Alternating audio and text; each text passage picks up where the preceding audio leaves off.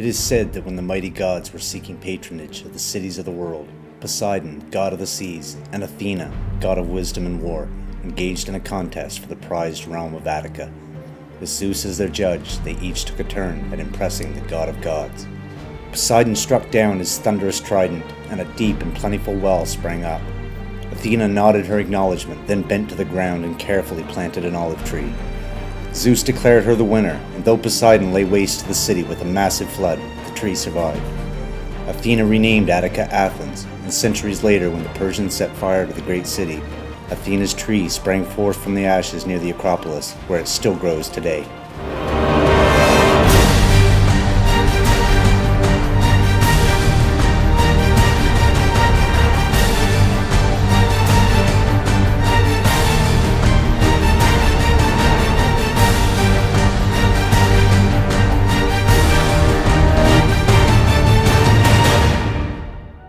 The development of the olive is one of civilized man's first major accomplishments.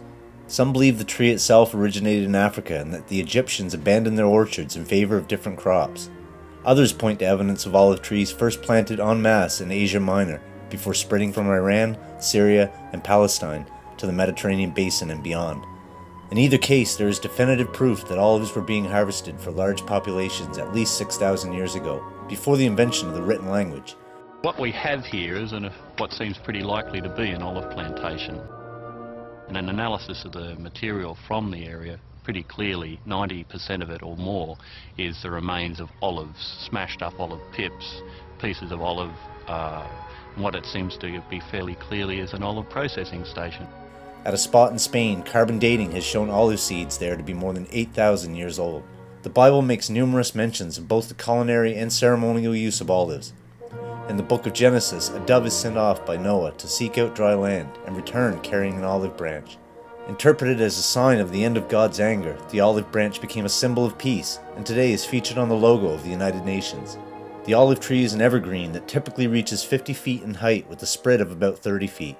The gnarled branching pattern and billowing appearance is very distinctive, appropriate for a tree with a life expectancy of 500 years. They are tenacious and easily sprout back when chopped to the ground.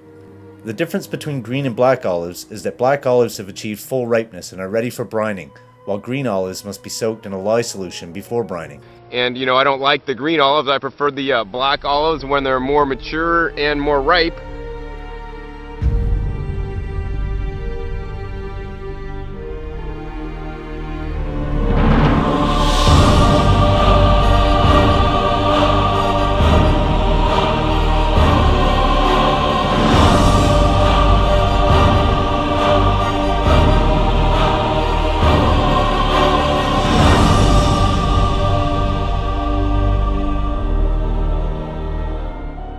Some horticulturalists are amazed that, because of the fruit's extremely bitter taste straight from the tree, we pursued further knowledge of treating and discovering the culinary delights of olives at all. This olive? It tastes like crap. Who knew that olives pulled right off the tree taste so bad? Brining involves scoring the olives, then soaking them in a water and salt solution for up to a month. The longer an olive is permitted to soak in its own brine, the less bitter and more intricate its flavor will become. In many regions, olives are beaten from the trees with long poles and the fruit is caught in large nets. Many operations now harvest using tractors that grab the tree trunks and vibrate to release the fruit. The best method, however, is to pick the olives by hand to avoid bruising and compromising the quality of virtually all olive products.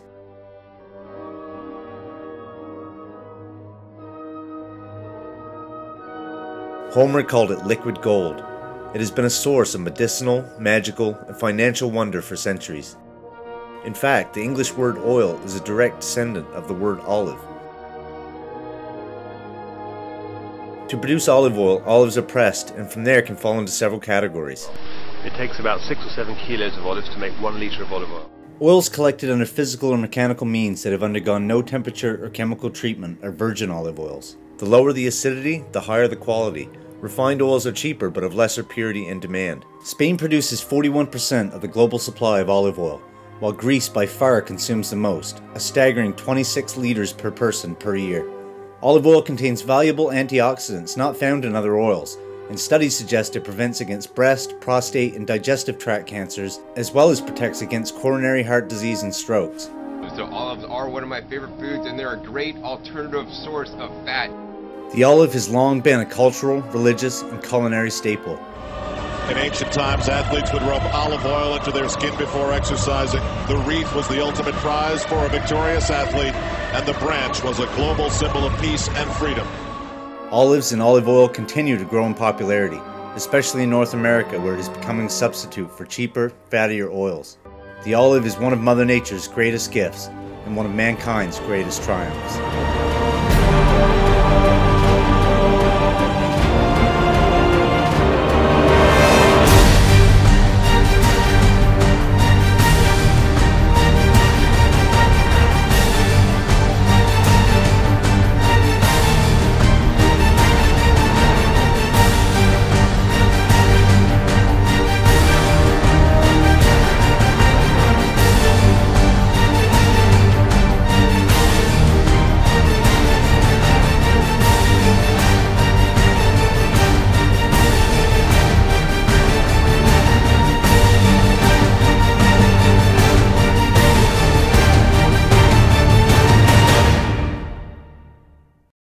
What's your favorite dish with olives? Go.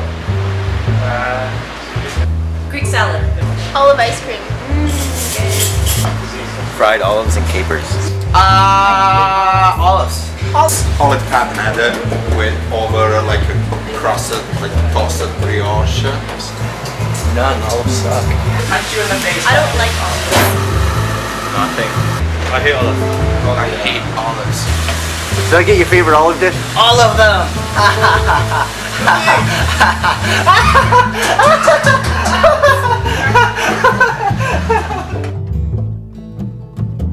What's your favorite olive dish? Olive oil.